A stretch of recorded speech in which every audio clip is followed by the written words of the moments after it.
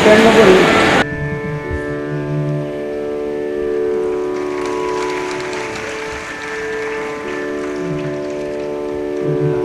ओळखीला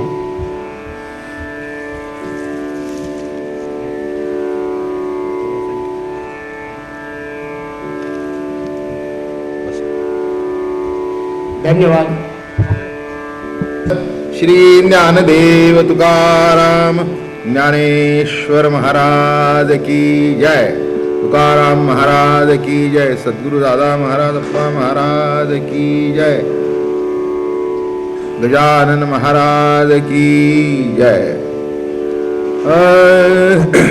कृष्णमूर्ती होय गे कळवाली सोय गे.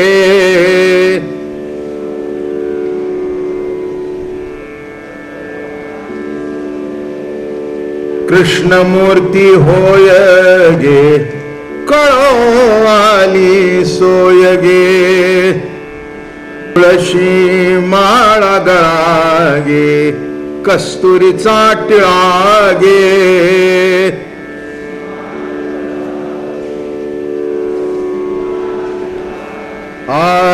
तुळशी माळा गळा गे कस्तुरीचा टिळा गे.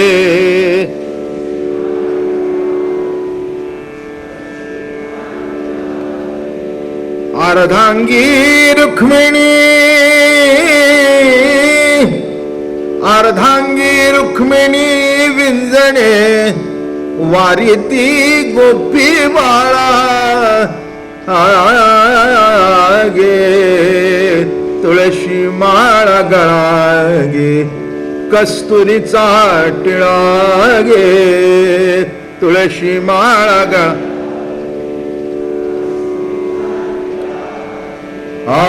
पितांबराची कास गे कसिली सावकाश गे.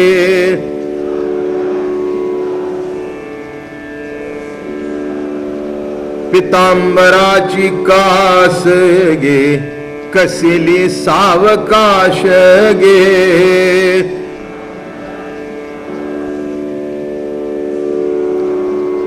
नारद तुंबर गायन करीती पुढे निजदास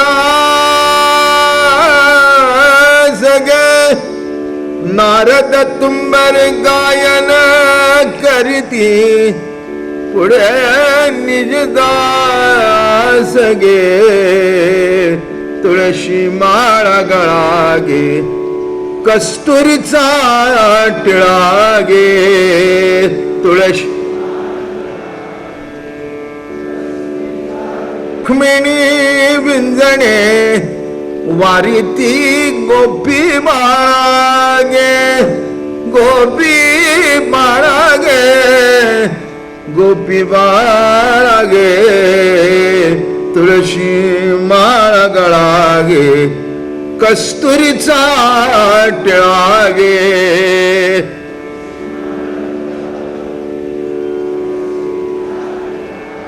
पुंडलिकावरदे हरिविठ्ठल. श्री ज्ञानदेव तुकाराम ज्ञानेश्वर महाराज की जय. तुकाराम महाराज की जय. सद्गुरु दादा महाराज भगवान की जय.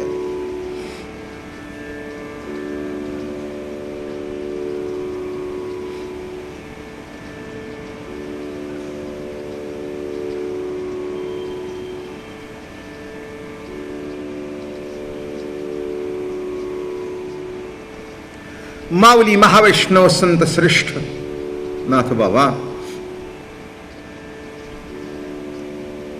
एक महिना आपल्याला गोकुळ वृंदावनामध्ये जाऊन वास्तव्य करायचंय मनाने. शरीर आशना का पुण्यात, पण मन वृंदावनात असा.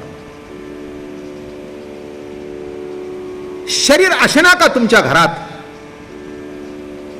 पण त्या देहुडा चरणाजवळ मन गुंतून राहावं. प्रभू चरणाजवळ मन गुंतलं म्हणजे जीवनाचे गुंते सुटतात. माझं म्हणणं लक्षात घ्या. माणसाच्या जीवनामध्ये अनेक गुंते आहेत. अनेक गुंते का आहेत? नको तिथे मन गुंतलंय म्हणून.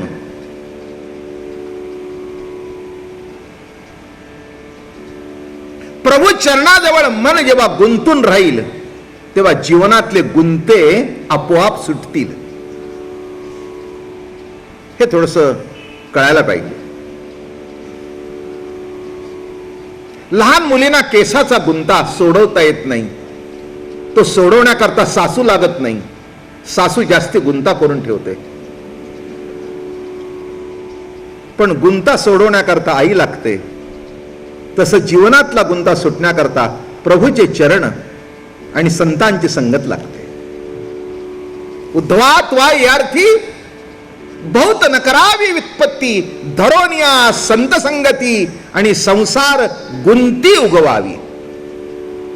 भागवतकार म्हणतात, नाथ बाबा, उद्धवा त्वा यार्थी बहुत न करावी व्युत्पत्ती, धरोनिया संत संगती संसार गुंती उगवावी. संसाराचा गुंता जर उगवायचा असेल इतकं सोपं नाही आहे. इथे बसून जितकं सांगणं सोपं आहे तितकं कृतीत उतरणं फार अवघड आहे.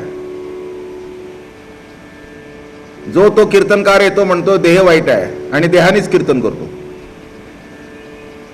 जो तो म्हणतो संसार वाईट आहे पण संसार त्यालाही सुटत नाही ना ऐकणारलाही सुटत नाही. काय असतं, एक विचार गृहीत धरायचा आणि त्याची मांडणी करत बसायची. ते जमतं किती याच्याबद्दल विचारच नाही. म्हणून कृष्ण भगवंताच्या जीवनामध्ये दोन्ही अंगाचा स्वीकार आहे. त्याज्य काही नाही.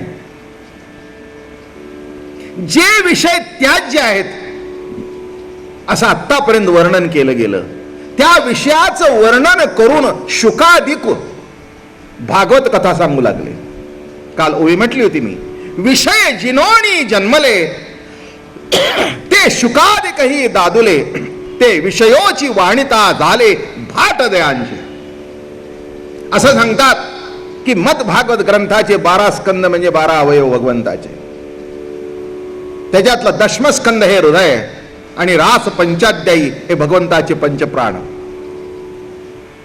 रास पंचाध्यायी भगवंताचे पंचप्राण आहेत. तेव्हा त्या रासेमध्ये, रास शब्दाचा अर्थ अनेक रसांचं अविभंजन नामे रास. अनेक रसांचं अविभंजन नामे रास. ज्यांना रास कळली नाही ते तमाशाकडे वळले आणि ज्यांना रास कळली ते संत झाले. आता बोलणं कळलं का? मी नेहमी सांगतो, ज्यांना कृष्ण कळला ते संत झाले आणि कळले नाही ते कुठे गेले बघा.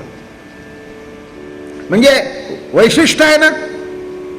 तमाशातल्या लोकांनाही कृष्ण आवडतो आणि आमच्यासारख्या भक्तांनाही आवडतो. म्हणजे दोघांनाही वाटतं हा आपल्यातला आहे. गण गवळण असल्याशिवाय तिकडे सुरुवात नाही आणि राम कृष्ण हरी म्हटल्याशिवाय इकडे सुरुवात नाही. याचा अर्थ एकच आहे, हरी येथे रे हरी तेथे रे आणि हरी वाचोनी न दिसे रिते रे. सर्व अंगाचा स्वीकार ज्यांनी केला बरं का. युद्ध केलं, युद्ध थांबवलं, करावं म्हणून उपदेश केला, आपल्या हाताने रचना केली आणि आपल्या हाताने नष्ट करून गेला. म्हणून हा कृष्णाचा सुद्धा गुंता लवकर समजत नाही. राम सरळ, एक बाणी, एक वचनी, एक पत्नी. एक पत्नी असलं म्हणजे पतन नाही. एक बाणी, एक वचनी, एक पत्नी राम. पण याचं काही सगळं निराळच हो, सगळं अलौकिक. आणि एक सांगतो, अलौकिक आहे म्हणून तो कृष्ण आहे. सर्वसामान्यासारखं त्याचं जर जीवन असतं तर त्याला पूर्ण अवतार कुणी म्हटलं नसतं. अंश अवतार, पूर्ण अवतार आणि हा पूर्णतम अवतार, हेच या अवताराचं वैशिष्ट्य आहे. आणि म्हणून एक विचार सांगतो. चालू होतं मागच्या वर्षी, ब्रह्म आहे गोकुळामध्ये, पण ते निर्गुण नाही.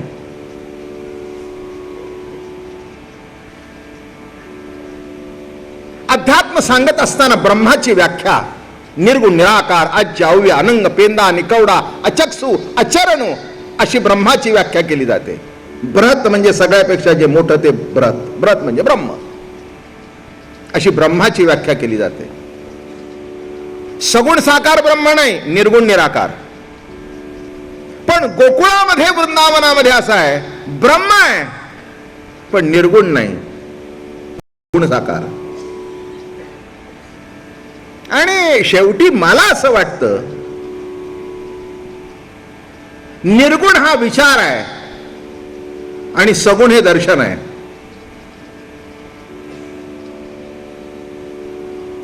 एक सांगू, निर्गुण विचारात जरी आलं तरी ते सगुण होतं. निर्गुण शब्द सुद्धा निर्गुण नाही, उच्चारल्याबरोबर होतो सगुण झाला. माणसांच्या अजून पुष्कळशा गोष्टी लक्षात येत नाहीत. काही माणसं म्हणतात आम्ही निर्गुणवादी आहोत, काही म्हणतात आम्ही सगुणवादी आहोत. विशेष काय त्याच्यात? एक मी तुम्हाला सांगतो, निर्गुणावर निष्ठा राहण्याचा प्रश्नच येत नाही, पण सगुणावर निष्ठा राहणं अवघड आहे. एक अभंग परवाच चालू होता, झणी दृष्टी लागो तुझ्या सगुणपणा, जेणे माझ्या मना बोध केला. ऐका, नामदेव महाराज म्हणतात, देवा पांडुरंगा सखया तुझ्या सगुण रूपाकडे माझी दृष्टी लागून राहू दे, चटकन लागू दे. तुम्ही म्हणाल आता सगुणाकडे दृष्टी लागणं म्हणजे काय? एक सांगतो, निर्गुणाची उपासना सोपी आहे. अनेक माणसं म्हणतात अवघड आहे, मी म्हणतो सोपी आहे. विचार आहे का, पटलं तर घ्या, नाही तर सोडून द्या. इथे काही तसं काही आग्रह नसतो कोणचा. मला जे पटलं, माझ्या 70 वर्षाच्या आयुष्यात जे कळलं ते सांगतो. एक सांगू, निर्गुणामध्ये पटायचंय काय? पटलं म्हटलं तर काय पटलं ते सांगा. नाही, पटलं म्हटलं तर काय पटलं ते सांगा. तेव्हा निर्गुणाचा प्रश्न माझ्या दृष्टिकोनातून विशेष नाही आहे. पण एक सांगू, सगुण उपासना भयंकर अवघड. तुम्ही म्हणाल डोळ्याने दिसते ना अवघड, अहो म्हणूनच तर अवघड आहे. हे बघा, माणसं मेल्यानंतर म्हणजे निर्गुणात गेल्यानंतर, बरं का पाटील साहेब, त्यांच्या पाया पडणं सोपं. म्हणून बापाच्या मेल्यानंतर जितक्या मनापासून पाया पडतात तितका असताना पडत नाहीत, कारण असताना बाप सगुण आहे ना. माझं बोल काय म्हटलं, विचार ऐकून ठेवा म्हणजे माझे विचार कळतील मला काय सांगायचंय. हे अनुभवातून तयार झालेले विचार आहेत बरं का. आयुष्य गेलं याच्यातच. सगुण उभं राहिलं की दोष दिसतात, आहे ना. कोणी असू दे, बाबा महाराज तर द्या सोडून. राम उभा राहिला तर दोष दिसतोय, कृष्ण उभा राहिला तर दोष दिसतोय. कोणची सगुण वस्तू असू दे आणि त्याच्यात दोष दिसत नाही असं घडतच नाही. एकाला पटलं म्हणजे दुसऱ्याला पटतं असं समजू नका. सगुण म्हटलं की दोष आलेच. काय सगुणाचं आश्चर्य आहे. म्हणून कृष्ण असताना पटला नाही, राम असताना पटला नाही. आणि एक लक्षात ठेवा, श्रद्धा ठेवायचा असता अर्थ असा आहे की सर्व दोष जाणून हाच माझा देव आहे, हाच माझा गुरु आहे, याच्या चरणाशिवाय जीवनाचा गुंता सुटणार नाही, या प्रतिती निश्चयाने त्याच्या चरणाजवळ राहणं हे अवघड आहे. सगुण उपासना इतकी सोपी नाही आहे. हो, ब्रह्मदेवाला बाप कळला नाही, इंद्राला देव कळला नाही, दोष दिसले. म्हणून नामदेव महाराज म्हणाले, झणी दृष्टी लागो तुझ्या सगुणपणा. म्हणून आपल्याकडे पद्धत आहे, जिवंत असेल म्हणजे सगुण असेल तिथपर्यंत निंदा करायची आणि वर गेल्यानंतर स्तुती करायची. जिवंत असल्यानंतर शिव्या द्यायच्या आणि मड्याला हार घालायचे.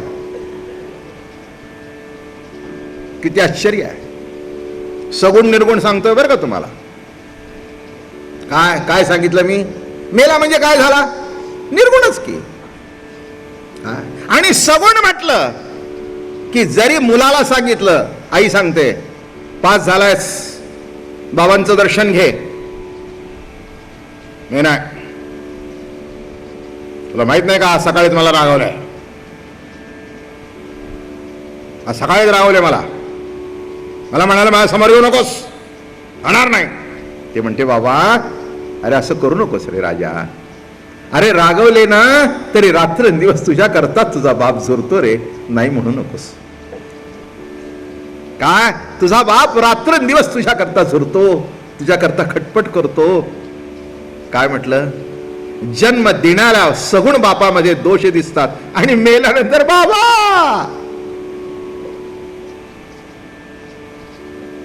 काही काही गोष्टी पाटील साहेब मला पटत नाहीत. मी नेहमी सांगतो, मड्याला हार घालण्यापेक्षा जिवंत असताना एकदा हार घाला, पुष्कळ झाला. काय करायचंय त्या मड्याला हार घालून, जेव्हा त्याला कळत नाही तेव्हा हार. जिवंतपणी हार जाणं.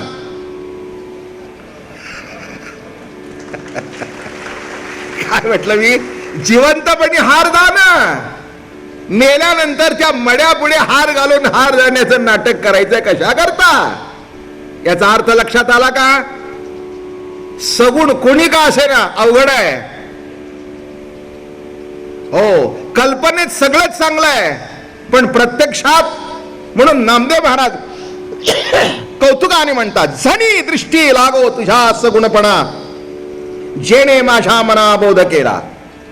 म्हणून कृष्ण परमात्मा जेव्हा सगुण साकार होऊन आला, काही ना पटला काही ना पटला नाही. नाही नाही नाही, आमची आमची परिस्थिती फार तरच बरी. मागे काहीतरी बोलतात, समोर कोणीच काही बोलत नाही. त्या कृष्णाला शिशुपालाने 100 शिव्या तोंडावर दिल्या. किती अवघड आहे हो. मी म्हटलं देवा कसं काय केलं तू, कसं काय केलं. म्हणला गिळलं, पचवलं. अरे म्हटलं 100 शिव्या पचवल्यास. अरे म्हणले तुला कळत नाही का, त्या पचवल्या म्हणून तर मी कृष्ण आहे. पण एक सांगू का, शेवटी पचवून का होईना डोकं उडवलंच. 100 पचवल्या पण शेवटी डोकं. मी काय सांगतोय, ब्रह्म आहे पण निर्गुण नाही. अजिम्या ब्रह्म पाहिले प्रत्यक्ष डोळ्यांनी, सगुण साकार परमात्मा पाहिला. पाहिल्याबरोबर जो आनंद होता, हे बघा, भूक निर्गुण आहे पण भात सगुण आहे. सगुण भाताशिवाय निर्गुण भुकेची तृप्तता होत नाही. काय सांगतं कळलं का. पुष्कळला सांगतोय पण पुन्हा पुन्हा ऐका म्हणजे पक्क होईल. काय, हो, भुकेमध्ये सुद्धा सगुण निर्गुण आहेच. भूक दिसते का नाही. जेव्हा तुम्ही बायकोला म्हणता, आईला म्हणता मला भूक लागली आहे, जरा बायको पानसट होती. आधुनिक काळातली होती. ते म्हणले हे बघा, असं उगीच असं तसं बोललेलं मला आवडत नाही. लागलेली भूक दाखवा मग वाढते. भूक लागलेली दाखवा मग वाढते. तो म्हणाला लागली आहे हे दाखवता येत नाही, ताट पुढे ठेव म्हणजे दाखवतो कशी लागली ती. म्हणजे आणि मग खरंच रोज 2 पोळ्या खात होता, त्या दिवशी 4 खाल्ल्या. खरंच लागली होती बर का भूक. म्हणजे भूक लागली का न लागली ही सगुण चपातीशिवाय, सगुण भाताशिवाय, सगुण भाजीशिवाय कळत नाही. म्हणून लक्षात ठेवा, असे 2 भाग करताच येत नाहीत. एक भाग निर्गुण आहे आणि एक भाग तहान निर्गुण आहे. पाणी त्याचं सगुण दर्शन आहे. म्हणून महाराज म्हणाले, 2 टिपरी एक नादू, टिपऱ्या 2 पण नाद एक. तसं सगुण निर्गुण परमात्मा काही वेळेला सगुण आहे, काही वेळेला निर्गुण आहे. म्हणून निर्गुणाशिवाय सगुण नाही आणि सगुणाशिवाय निर्गुण नाही. पण निर्गुण जाणीव येत असावं आणि सगुणामध्ये तृप्ती असावी. काय कल्पनेतला चहा नाही, याच्या कल्पनेमध्ये चहा होता. सुंदर दूध, सुंदर पावडर, जरा मसाला वेलची बिलची गरम मसाला, पावसाचे दिवस आहेत बरं का, अगदी सुंदर चहा केला काय. अहो पण काय सांगू, तासभर झाला तर पुढेच येईना. बायको नुसती विचारते नवीन मसाला आणलाय घालू का. तो म्हणला आता विचारणं पुष्कळ झालं, येऊ दे माझ्या तोंडात जाऊ दे, एकदा सगुण दर्शन होऊ दे. एक सांगू का, आत्ताच वारी संपली. निर्गुण परमात्मा, निर्गुण ध्यान प्रत्येकाच्या अंतःकरणात होतं, पण सगुण बघण्याकरता 150, 200, 400 मैल चालत गेले. काय आमच्या पंढरीच्या वारीचं मोठं वैशिष्ट्य आहे.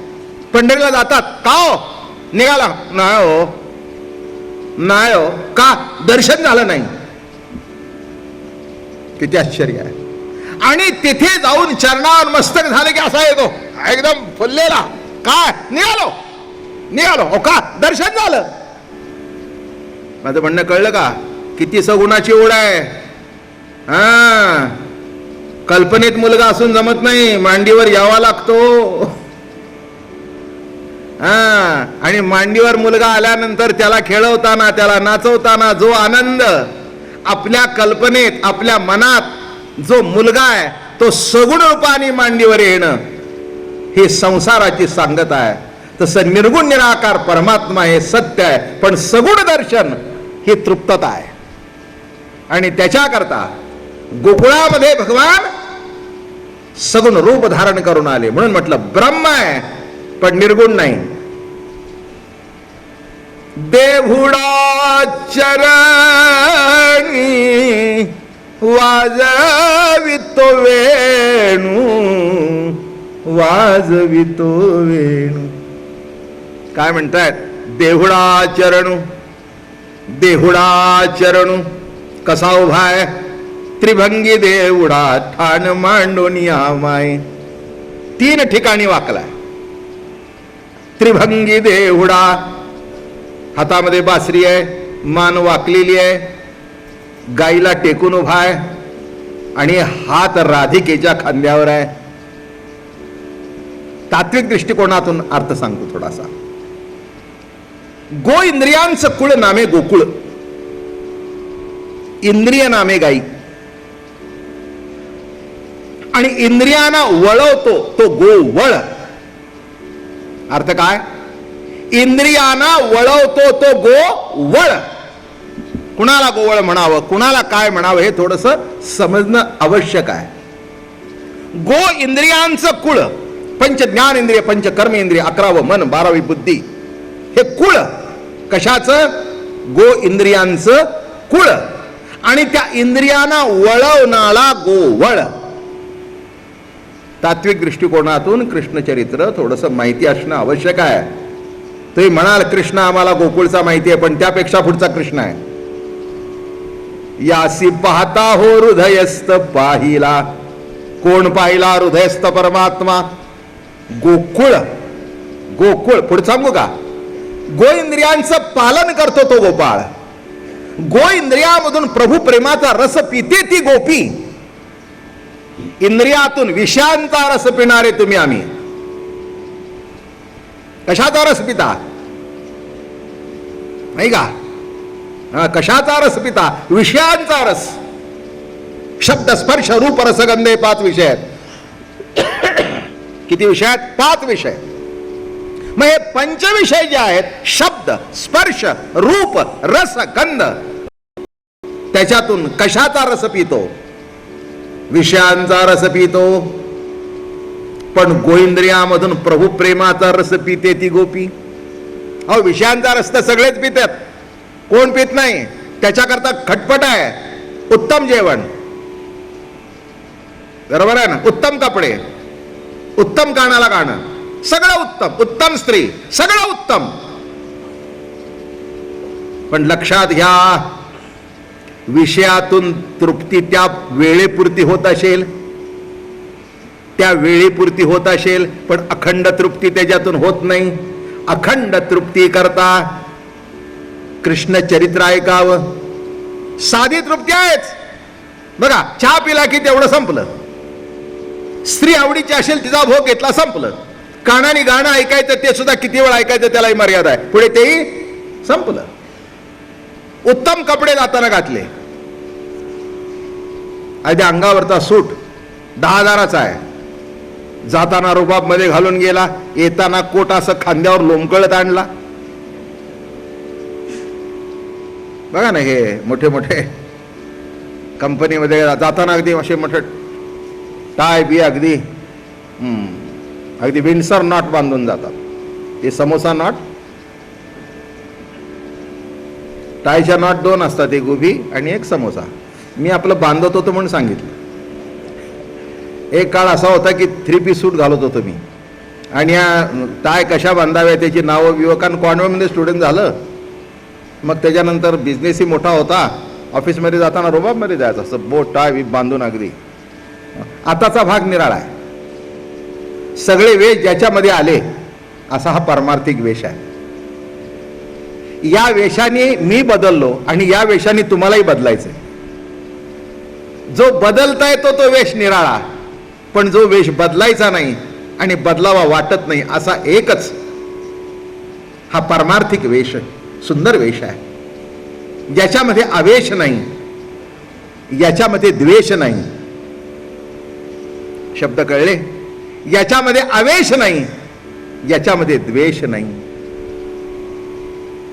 एक फक्त आहे, पिया मिलन की आस. काय आस आहे?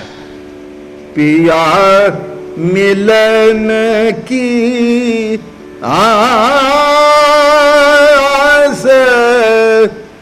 पिया पिया मिलन की आस. कशाची आस आहे? ज्या प्रभूने मला जिवंत ठेवलं त्याचं एकदा सगुण साकार दर्शन व्हावं, असा भेटावा की त्याच्या गालावर गाल ठेवता यावा, असा भेटावा त्याचा हात हातामध्ये हात घ्यावा, असा भेटावा की मला त्यांनी आपल्या आलिंगनात घ्यावं. आणखीन काय पाहिजे? किती भाग्य असेल नाही? सामान्य पतीशी जवळीक साधली तर बाई भाग्यवान समते.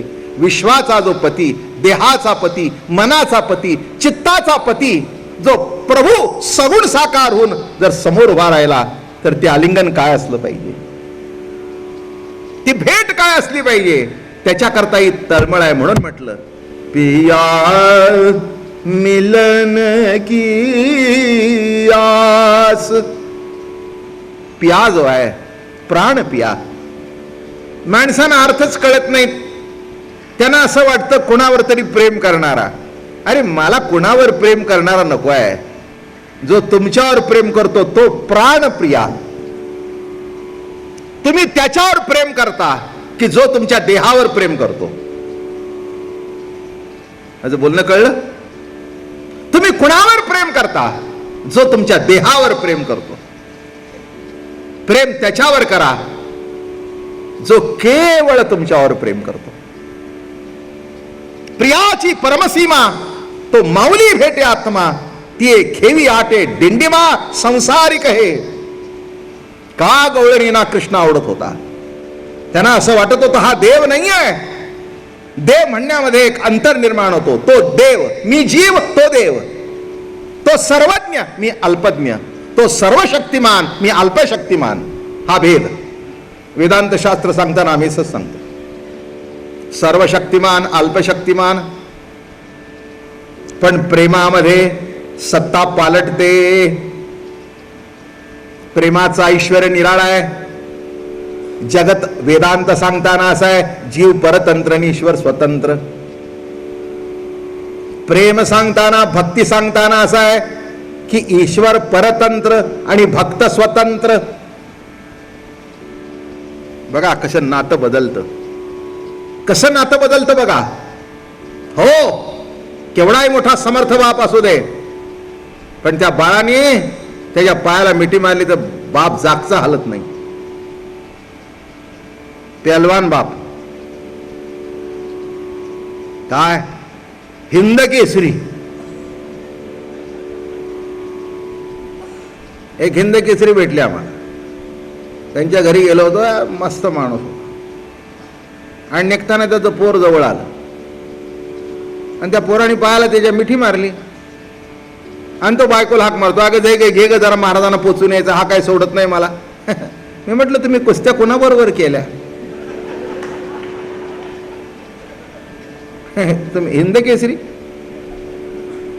कुणाबरोबर कुस्त्या केल्या? हा म्हणला बाबा महाराज होईल बिल्ले बघा माझं शरीर. नाही वाटत नाही म्हटलं. आता मी होतो म्हणून त्यांनी मला मारलं नाही. दुसरा तर कोणी असताना तर त्यांनी त्याला एक लगावली असते. मी म्हटलं तुमच्याकडे बघून वाटत नाही. कशावर म्हणला? अहो म्हटलं 2 वर्षाचं पोर तुम्हाला आठपत नाही, हा त्याची मिठी तुमच्या पायाला पडली आहे, ती सोडवत नाही, तुम्ही बायकोला हाक मारताय. अहो म्हणले महाराज काय सांगू, माझा त्याच्यावर इतका जीव आहे. झालं खलास. बाल पालवी घाली पिळा, काय नरोबरा लिहितात बघा. बाल पालवी घाली पिळा, तेने बापुरा आहे थोकला, तरी तू काय निर्बळ झाला नव्हे स्नेह बोलला. काय सांगतात? निर्बळ झाला नव्हे स्नेह बोलला. तसं अनंत कोट ब्रह्मांड नायक कर्तुम अकर्तुम अन्यथा कर्तुम ज्या परमात्म्याची शक्ती आहे, तो परमात्मा भक्तीने असा परतंत्र होतो वर का. आणि म्हणून कृष्ण चरित्रामध्ये माधुर्य रसाला प्राधान्य आहे. सबंध गोकुळामध्ये वृंदावनामध्ये माधुर्य रसाचा ओसंडून वाहत होता. म्हणून तिथे कधी म्हणायचं नाही कृष्ण घाबरला नाही, तिथे हेच म्हणायचं की कृष्ण घाबरला. कृष्ण लटलट कापू लागला. देव आहे कापतो का? हे सगळं संपलं, मजा संपली. अहो बायकोने तुम्हाला प्रेमाने जेवायला वाढावं. आज बघा आज की नाही कर्जा केलात, अर्धी घेता का? तुला अक्कल नाही का? मला वाटोळ झालं त्या बायकोचं ना आपले. अक्कल नाही तुला? Don't you understand? मला जेवढं खायचं तेवढं मी खातो ना. असं कुठे बोलायचं असतं का? सगळं माधुर्य रसाचा चुराडा झाला. मग ती म्हणते हे बघा मला माहिती आहे तुम्हाला त्रास होतो, पण मी तरी कुणा करता केलं? एक नाही एक घास घ्या. बर आण. तू म्हणतेस तर छान झाले तर. खरं सांगू का, मला मनापासून वाटते अजून 2 खावे. जरा असा माधुरी रस टाकायला शिका, निदान घरात तरी राहू द्या जगात.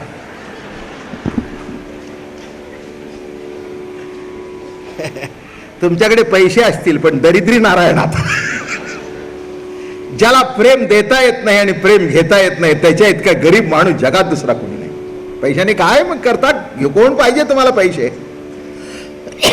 विशिष्ट मर्यादेपर्यंत पैशाची. एक सांगतो, पैसा गरज आहे पण जीवनाचं अंतिम सुख नव्हे. गरज नक्की आहे. आज एवढा मोठा कार्यक्रम करायचा म्हटलं ते काय फुकट देत आहेत काय? आणि मला वाटतं पैशाची गरज आहे आणि पैशाला महत्व आहे म्हणूनच त्या गणपतीपुढे लाखांनी येतात. काहीतरी असलं पाहिजे म्हणून टाकतात ना, आणि म्हणूनच तिला लक्ष्मी म्हणतात. माझं म्हणणं कळलं का? पण एक आहे, लक्ष्मी महत्वाची आहे पण ती नारायणाला सोडून नाही. नारायणाच्या बरोबर जी लक्ष्मी असते ती लक्ष्मी घरात राहते पण पांडुरंगाचे पाय धरून राहते. आणखीन काय पाहिजे? तिथे सुख आहे, तिथे समाधान आहे. म्हणून म्हटलं मी की संसार करत असताना सुद्धा माधुर्य रसाला प्राधान्य असावं. आणि ते ज्याच्याकडे आहे त्याचा संसार सुखाचा आहे. आणि कृष्ण चरित्रात तेच आहे. संपूर्ण माधुर्य रस. घाबरला म्हटलाच पाहिजे. कोणती बाई असली की नाही ती आपल्या मैत्रिणीमध्ये बसली म्हणजे सांगते, खरं सांगू का, ते एरवी कोणाला घाबरत नाहीत पण मला घाबरतात बरं का.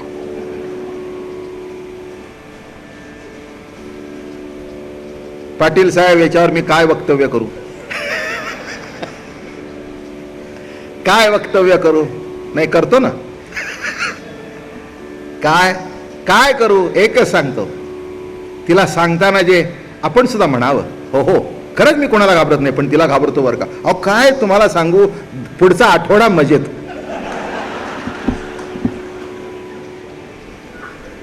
मी संसार सांगत नाही, वृंदावनातला माधुर्य रस सांगतोय. पण तो तुम्हाला माध्यम करून म्हणजे कळेल, त्याशिवाय नाही कळायचा. कृष्णाचा माधुर्य रस कळणार नाही, पण हा घरी जाऊन नवऱ्याला सांगा, नाही तर बायकोला सांगा, आज महाराजांनी माधुरी रस सांगितला. कोणची माधुरी? त्याला वाटोळ. आता हिला कोणची माधुरी, तिला सांगावं तूच. म्हणून लक्षात ठेवा की ऐश्वर्य अधिष्ठात्री देवता आहे आणि माधुर्य अधिष्ठात्री देवता आहे. जगतामध्ये भगवंताचं ऐश्वर्य आहे आणि गोकुळ वृंदावनामध्ये भगवंताचं माधुर्य असाच ऐश्वर्य होतं. बरं का? म्हणून किती गंमत आहे नाही का? हरी तू खोडी नको करू माझे बाबा वा, तू खोडी नको करू माझे बाबा. हाती घेऊन या काठी शिकविते श्रीपती. आता काय गंमत आहे नाही, कल्पना करा. विश्वाचा चालक हाती घेऊन या काठी शिकविते श्रीपती. यमुनेची माती खासी का का का, हरी तू खोडी नको करू माझे बाबा. किती गोड लिहितात नामदेव महाराज. हाती घेऊन या काठी, अशी काठी धरली आहे आणि रडते, डोळ्याला धार लागली आहे. बर का? हो, ते कमल नयन, कमल मुख. बर का? सुंदर कमळासारखं मुख. आणि असं सांगतात, सूर्य उगवल्याबरोबर जसं ती सूर्य विकासनी कमलिनी विकास पावते, तसं भगवंताचं ते श्यामल वर्णाचं कमल आणि यशोदेचे क्रोधाग्नीचे डोळे पडल्याबरोबर, ते किरण त्याच्यावर पडल्याबरोबर ते डोळे, मैया मला मारू नको ग. काय कल्पना आहे, काय माधुर्य रस आहे. आणि तो कापतोय. सगळे देवादिक विमानात बसतायत. धन्य धन्य प्रभू, धन्य प्रभू, धन्य प्रभू, धन्य प्रभू, धन्य प्रभू, धन्य. सगळे म्हणाले, प्रभू बरं झाला, सगुण झालास म्हणून तुझी ही लीला बघायला मिळाली. एक सांगू का? कोणत्याही अवतारामध्ये लीला नाही, फक्त कृष्ण अवतारामध्ये लीला आहे. अजून सांगतो माहिती म्हणून. रामायणात कांड आहेत, बाळ कांड, आणि कृष्णचरितात बाळ क्रीडा. शब्दातला फरक लक्षात घ्या. बाळ क्रीडा आणि बाळ कांड. त्या रामाचं सगळं बाळपण कांडलं गेलं. असं करायचं नाही, तसं करायचं नाही, असं वागायचं नाही, याच्या शेजारी बसायचं नाही, याच्या बरोबर बोलायचं नाही, तुम्ही कुठे जन्माला आला, तुम्हाला काय करायचं. वाटोळ. हे इतकं विचित्र होतं. तुरुंगात जन्माला आलं. रामप्रभू राजवाड्यात जन्माला येऊन आयुष्यभर तुरुंगात राहिले. पहिल्यांदा सावत राईच्या, नंतर तिच्या मागे गेले शोधत जानकीच्या मागे, पुन्हा परत आले, पुन्हा समाजाच्या तुरुंगात. मी काही तसा नाही. जा बाई. काय? हा पहिल्यांदा जन्माला तुरुंगात आला आणि एकदा तो सुटला, खलास. त्याच्या मनात आलं तेच खरं, खरंच आहे, त्याला देव म्हणावं. काय सांगू, लीला. किती गोड शब्द आहे नाही, लीला. एकदा धार काढायला बसला होता. फारच गमतीदार चरित्र आहे. धार काढायला बसला आणि तितक्यात राधा आली. आता हा राधेच्या नादी लागलेला. रमण स्वरूपाची जिला धारणा होती ती राधा. रमण स्वरूपामध्ये जी रममाण होती ती राधा. राधा ही स्त्री नव्हे. तुम्ही हे सगळं डोक्यातून काढून टाका. कोणत्याही गोष्टीला बाई म्हणून बघितली की घोटाळा होता. ते सोडून टाका तुम्ही, तेव्हा ते कृष्णचरित्र करील. वृत्ती ही गोपी आहे, राधा ही भगवंताची प्रेम प्रतीती आहे आणि क्रियाशक्ती रुक्मिणी आहे. सांगेन हळूहळू शब्द. क्रियाशक्ती रुक्मिणी आणि प्रेम प्रतीती राधा. बायको असेल पण प्रेम प्रतीती असेल असं नव्हे. बाप असेल पण त्याच्यावर आपलं प्रेम असेल नाही. गरज आहे आपलं हृदय ज्याच्याकडे उघडं करता येईल. हो, पत्नी असेल, पती असेल, पण असं एक ठिकाण असतं की ती मैत्रीण म्हणा, तो मित्र म्हणा, भेटल्यानंतर ती आपलं हृदय उघडं करते, त्याला सांगते किंवा तिला सांगते. कुणाला सांगत नाही पण तुला सांगते, कुणाला सांगत नाही पण तुला सांगते. कुणाजवळ मला बोलता येत नाही अशी जी व्यक्ती, प्रेम प्रतीती, प्रेम प्रतीती, साक्षीत्व उठतं अशी माणसं पुष्कळ, आणि प्रेम प्रगट होतं अशी व्यक्ती एखादी. नाही का? माणसं कशी असतात नेहमी. हो, आम्हाला जाचच. महाराज पडलो आम्ही, नाही का? तुम्हालाही IAS ऑफिसर करता करता राजकारणात होताच तुम्ही, नव्हता असं नाही. करता करता मग तुम्ही खासदार झाला वगैरे. पण बघा ना, तिथे आल्यानंतर कसं ते पोझिशन, सांगा की. अहो, ती पोझिशन जपण्यातच आयुष्य निम्म खचात होत. गरम होत असलं तरी. अहो, मला माहितीये भर उन्हाळ्यात सूट घालून जातात. मी म्हटलं भर उन्हाळा. अहो म्हटलं नाही नाही, प्रोटोकॉल आहे ते असंच. अरे पण आतून काय होतंय? आतून म्हटला शेगडीवर ठेवलोय. माझं म्हणणं किती बंद. मग घरी आल्याबरोबर निवांत दार बंद कर, सांग साहेब नाहीत म्हणून. निवांत निवांत. आता हे फेटा असतो ना, ओझच वाटतो होय. आपण नाही बांधावं तर हे उद्या येणार नाहीत. ते बघा टाळ्या वाजवल्या, कबल केलं.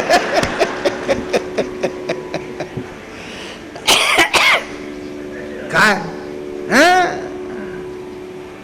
किती ते ओझ, एवढा 9 मीटरचा फेटा डोक्याला बांधायचं तुमच्या पुढे. मग जाताना अगदी एकदा गाडीत गेलं मागे फेकून दिलं की वा, शांत वाटतं.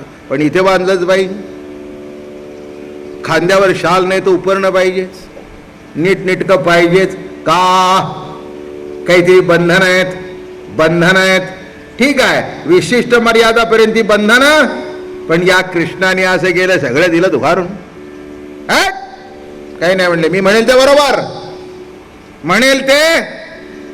विचार करून बघा काय अवस्था आहे, काय कौतुक आहे, किती आनंद आहे. आता ही प्रेम प्रतीती राधा, क्रियाशक्ती रुक्मिणी. आता असं आहे ना, आपल्या प्रेम असणाऱ्या माणसाला किती बघू नका म्हटलं तरी डोळे झाकून सुद्धा त्यालाच बघतो. हीच प्रेमाची जात आहे. आणि राधा आल्याबरोबर ते इकडे वळलं, करता करता हंडा भरलं म्हणून पुढे सरकलं. आता काय, आता ते सगळी लाईनच असते ना गाया बांधलेल्या. मग ते पुढे सरकले आणि झाले, धार काढू लागले.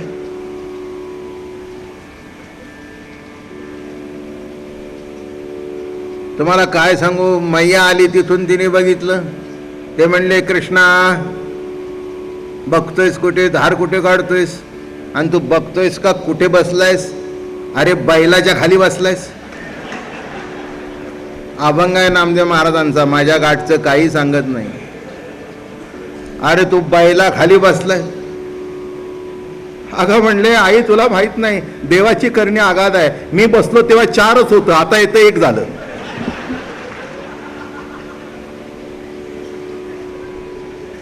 आणि पुढचं सांगतो, दूध निघत होतं ना. यशोदा म्हणली, कपाळावर हाणून या कृष्णा, तुझ्या नादी कुणी. अगं आई खरंच गो, मी बसलो तेव्हा 4 होता, आता 1 आण बघ ना, दूध निघतंय. अरे काय दूध निघतंय? जग पडतंय तुझ्या संकल्पातून, दूध निघतंय काय? आश्चर्य काय? मी कशा करता सांगतोय, कोण आहे कृष्ण? वाटेल ते करू शकतो, पण अजून आम्हाला कळलं नाही. काय काय म्हणतात त्याला कृष्ण कसा म्हणावा, एवढ्या बायका. अरे बाई नाही, ती वृत्ती आहे, वृत्ती आहे. आणि एक तुम्हाला सांगतो, गोकुळामध्ये ज्या बायका आल्या होत्या की नाही, स्त्रिया होत्या ना गवळणी, त्या सामान्य नव्हत्या. राम अवतारामधल्या होत्या, कृष्ण मागच्या अवतारातल्या होत्या, श्रुती होत्या, अनेक अवतारातल्या त्या स्त्रिया होत्या. मी तुम्हाला गंमत म्हणून सांगतो, जेव्हा भगवंताला दंडकारण्यामध्ये ऋषीने बघितलं, ऋषीने बघितल्यानंतर हो त्यांना असं वाटलं याला जाऊन आलिंगन द्यावं, याच्या गालावर गाल ठेवावा. आता हे मर्यादा पुरुषोत्तम, ते म्हणले तुम्ही पुरुष जरी असले तरी अशी मिठी मिठी मारायची नाही. त्या ऋषींना वाटलं याच्या गालाचे मुख घ्या. ते म्हणले एवढीच जर इच्छा आहे तर कृष्ण अवतारामध्ये गोपी होऊन या. म्हणून अभंग म्हणतो, याचे भेटी लागी उरते उपवास, सेविली गंगेची तटाके उदास, त्याची या सुकृतासी आजी आले नेनो घोष हो, त्याची या सुकृताशी आज घोष आले. याचे भेटी लागी उरते उपवास, याची भेट व्हावी म्हणून जन्मजन्मांतरी बहु केले सायास. जन्म जन्मांतरापर्यंत बहु सायास केले की हा कृष्ण सखा भेटावा. मी एकच विषय ठेवलाय, सगुण रूपाने दर्शन घडावं.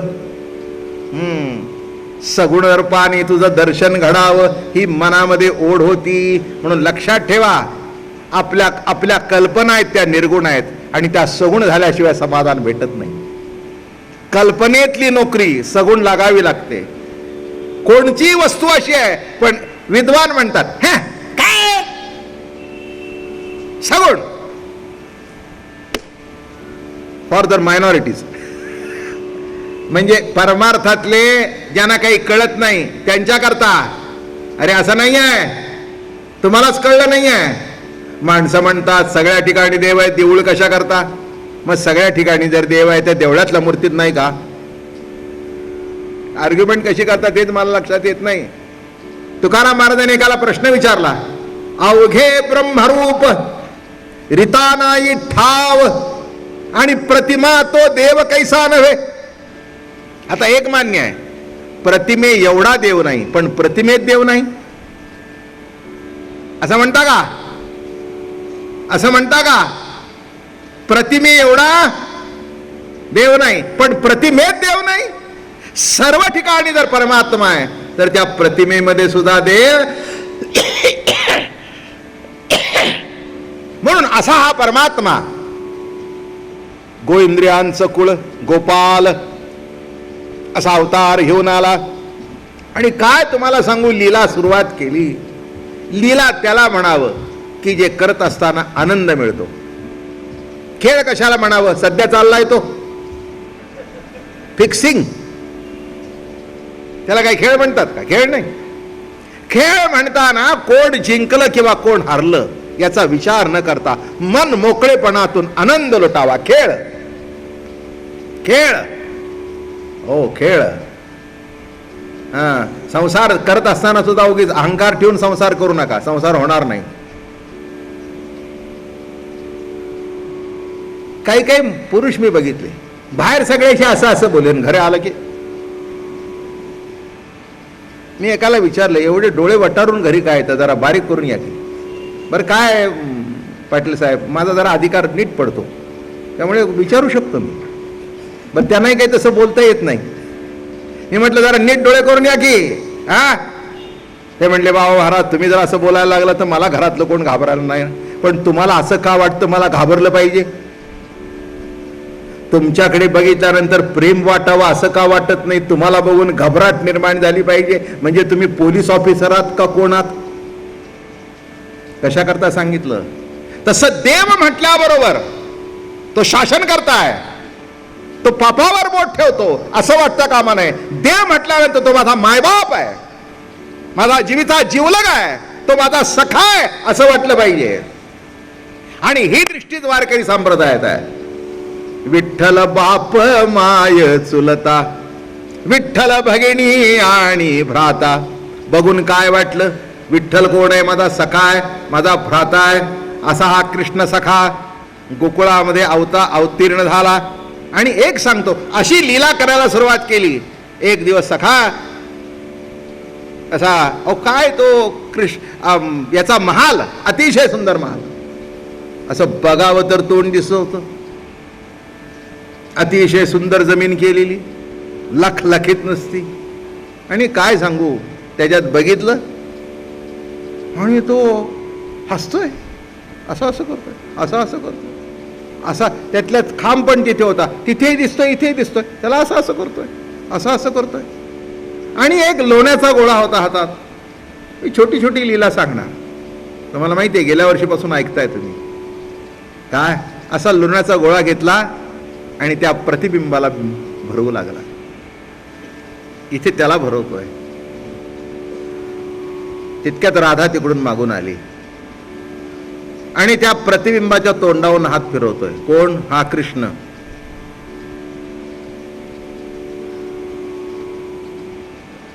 असं करतोय. राधेने बघितलं. अरे म्हणाले, आम्ही बघायला लावलो तो म्हणतोस, माझ्याकडे काय बघता? आईला सांगतोस, या सगळ्या माझ्याकडे बघत बसतात. अरे सख्या, एक विचारू का? तुला जर तुझं रूप इतकं प्रिय वाटतं तर आम्हाला किती वाटत असेल? काय सांगितलं? तुला सुद्धा तुझ्या रूपाची इतकी लज्जत आहे की ते रूप तुला बघताना जर बरं वाटतं तर आम्हाला बघताना कसं वाटेल? म्हणून पुन्हा म्हणू नकोस की माझ्याकडे का बघतोस. मी तुला उलट प्रश्न विचारते, इतकं सुंदर रूप घेऊन का आलास? राजस सुकुमार मदनाचा पुतळा, राजस सुकुमार मदनाचा पुतळा, रवी शशिकळा लोपलीये, रवी शशिकळा लोपलीये, कस्तुरी मळवट चंदनाची उटी, रुळे माळ कंठी वैजयंती, मुकुट कुंडले श्रीमुख शोभले, सुखाचे ओतिले सकळही. भरभर का म्हटलं? पुढचं मजेशीर आहे. तुका म्हणे तुम्ही व्हागे एकिसावा, सकळही तुम्ही व्हागे एकिसावा. का? तुका म्हणे जीवा धीर नाही. काय झालं? गर्दी होती खूप आणि या प्रभूला बघायचं होतं. ही मध्ये येते, ती मध्ये येते, ती मध्ये, कारण प्रत्येकालाच बघावं. मग तुकाराम महाराज म्हणतायत, सकळही तुम्ही व्हागे एकिसावा. का? तुका म्हणे जीवा धीर नाही. तुका म्हणे जीवा, हे बघा, सगुण बघण्याकरता तुकाराम महाराजांच्या मनात धीर नाही. तुकाराम महाराजांची तत्वज्ञानाची बैठक सांगू का? अनुरेणू या थोकडा तुका काशा एवढा. अध्यात्माची बैठक बघितली का? आणि सकळही तुम्ही व्हागे की सवा. मला बघू दे, ते सगुण दर्शन घेऊ दे. म्हणून लक्षात ठेवा, सर्व सगुण दर्शनाचा, सगुण रूपाचा परिपाक म्हणजे कृष्ण. परिपाक म्हणजे कृष्ण. म्हणून इथे म्हणतात, कृष्णमूर्ती होय गे, कळवाली सोय गे. आणि कोण भेटला? प्राणाचाही प्राण पाहता. प्राण नाही, प्राणाचाही प्राण. कोण बघितला? प्राणाचाही प्राण पाहता. सुख सांगो काय गे. एक सांगू का? प्राण दिसत नाही, गेलेला दिसतो का? नाही, गेल्यानंतर दिसतो. पण गेलेला दिसतो का? गेल्यानंतर कसा दिसतो? झालं. अगदी बघायचं म्हणजे नागपुड्यावर कापूस ठेवून बघायचं. गेले. दिसतो का प्राण गेलेला? आता मला सांगा, प्राण दिसत नाही आणि प्राणाचा प्राण जर सगुण साकारून तुमच्या समोर उभा राहिला, काय आनंद आहे. अहो, पडद्यावर दिसणारा नट भेटला आणि तो या रस्त्याने गाडी गेली म्हटलं, ती पुढे 100च्या स्पीडने जात असते आणि गाडीकडे बघत बसते.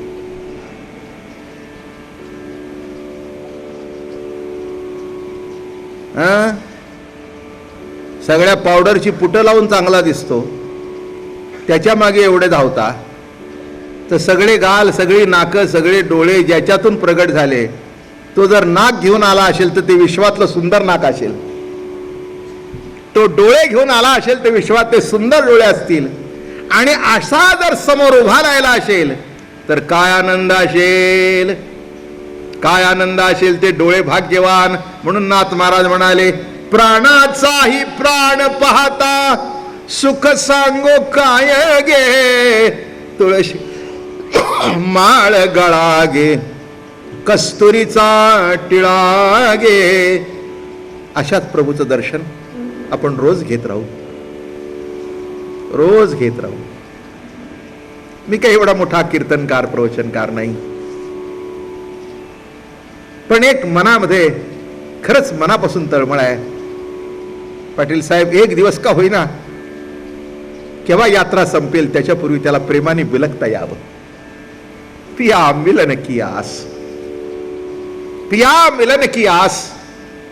एवढ्या आसेतून हे कार्यक्रम चालू आहेत. बोलण्यातून, सांगण्यातून असा एक कुठेतरी ठिणगी पडावी की जन्मजन्मांतराचं सार्थक व्हावं. राधा रमण हरी गोविंद राधे. बोला. राधा रमण हरी गोविंद राधे. गोविंद राधे हरी गोपाल राधे. गोविंद राधे हरी गोपाल राधे. गोविंद राधे हरी गोपाल राधे. गोविंद राधे हरी गोपाल राधे.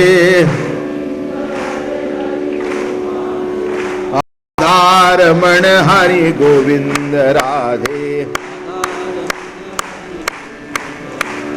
राधा रमण हरी गोविंद राधे. राधा रमण हरी गोविंद राधे. पुंडलिका वरदे हरी विठ्ठल. श्री ज्ञानेश्वर महाराज, तुकाराम महाराज, सद्गुरु दादा महाराज, महाराज.